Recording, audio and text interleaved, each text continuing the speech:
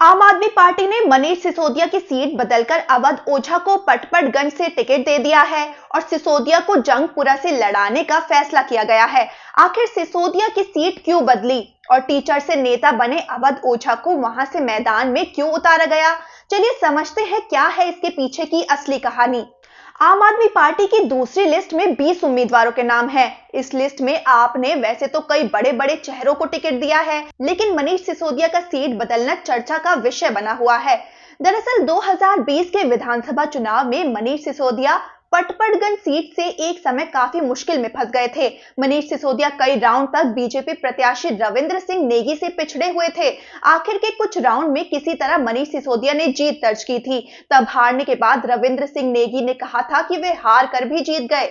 आपको बता दें कि पटपड़गंज सीट का गणित काफी उलझा हुआ है। इस सीट पर उत्तराखंड के वोटर ज्यादा हैं, राजपूत वोटर अहम रोल निभाते हैं। इसके बाद ब्राह्मण वोटरों का नंबर आता है। साल 2020 के चुनाव में राजपूत वोटर्स ने रविंद्र सिंह नेगी के पक्ष में जमकर वोट डाले थे। हालांकि मनीष सिसोदिया भी राजपूत जाति से ही आते हैं, लेकिन वह पश्चिमी उत्तर प्रदेश के राजपूत हैं। 2020 के चुनाव में राजपूतों ने नेगी को ज्यादा वोट किया। कहा जा रहा है कि इस बार भी बीजेपी की तरफ से रविंद्र सिंह नेगी का टिकट मिलना लगभग तय माना जा रहा है। ऐसे में सिसोदिया के लिए मुश्किलें इसलिए भी बढ़ने वाली थी क्योंकि वह शराब घोटाले में अभी जेल से जमानत पर बाहर आए हैं। ऐसे में उनकी छवि को बीजेपी मुद्दा बनाती। इससे पहले ही अरविंद केजरीवाल ने बड़ी चाल चल दी।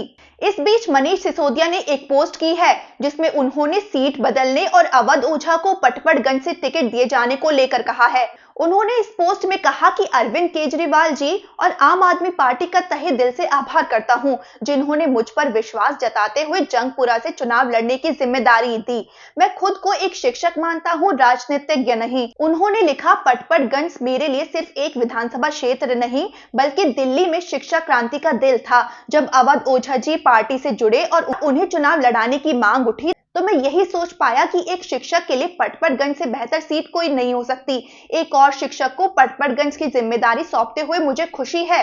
मैं अब जंगपुरा में सबके साथ मिलकर वही काम करने को तैयार हूं जो पटपड़गंज में शिक्षा, सेवा और विकास के लिए किया।